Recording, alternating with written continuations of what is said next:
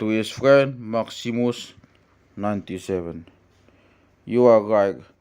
I am preoccupied by centumviral cases, which cause me more hard work than pleasure. The majority of them are slight and trivial.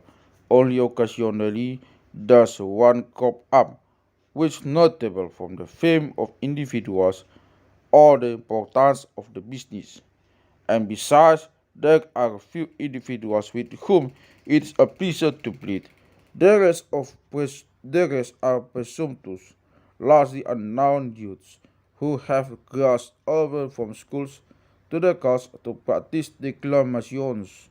They are so lacking respect and so heedless that my friend Attilius seems to have hit the nail on the head when he said that both in the public life begin with centumviral cases as they do with Homer in the schools.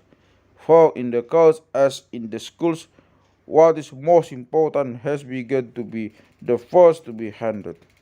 But goodness, before my time, this is how our elders like to put it. There was no opportunity for young men, even the most highborn, unless they were brought in, in by an advocate of consular rank. For this was the respect with which this noblest of professions was venerated. But now, the barriers of modesty and respect are breached, and all avenues are open to all. They are not ushered in, but they burst in. Listeners attend them, who are like the performers. They are hired clerks, purchased with money. They meet with the contractor. The doll is handed out as openly in the middle of the basilica as in the dining room. They proceed from one case they proceed from one case to the next at the same rate of pay. This is why with some wit they are called Sophocles. The Latin name attached to the name is Tommy Tuckers. But disgusting practice blacklisted in both languages in growing evidence.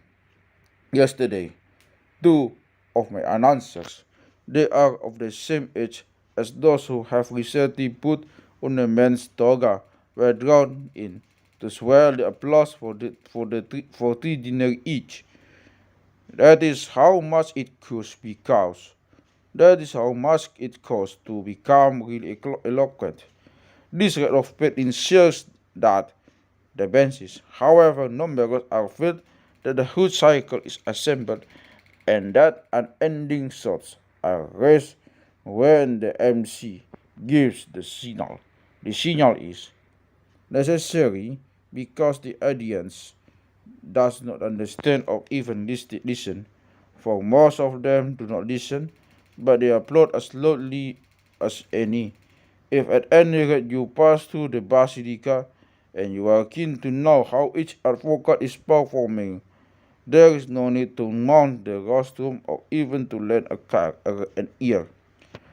You can easily guess, just grasp that the one who wins the loudest applause is the least competent speaker. Lasius Licinus was the first to inaugurate this practice of audience participation, but only so far as inviting people to listen. At any rate, this is what I recall my teacher Quintilian telling us. He used to tell this tale. I was the pupil of Domitius affair. He was pleading in the centumviral court in his sonorous and stately way. That was the manner of his speaking when he heard from close by some monstrous and strange shouting. He was astonished and fell silent. When the noise subsided, he resumed where he had broken off. There was further cheering, and again he fell silent. When silence ensued, he began again. The same thing happened a third time. Finally, he asked who was speaking. The reply came Licinus. He then abandoned the case. Sentence fixed, he said. This profession is dumb. is doomed. When in general was beginning to die, when it seemed to appear to have already died, it is now almost totally dead and laid to rest.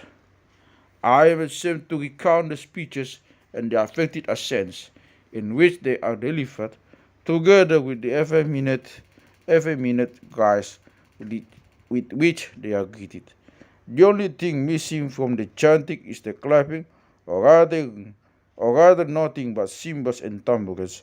As for the howling, for no other word can express the applause unfitting even in the theater, it is wholly overdone. As for myself, service to my friend, service to my friends and consideration of my time of life still lay and keep me here, for I fear that perhaps I may appear to have fled, not from these unworthy sins, but from the toil involved. But I turn less often than was my custom, and this is the beginning of gradual retirement. Farewell.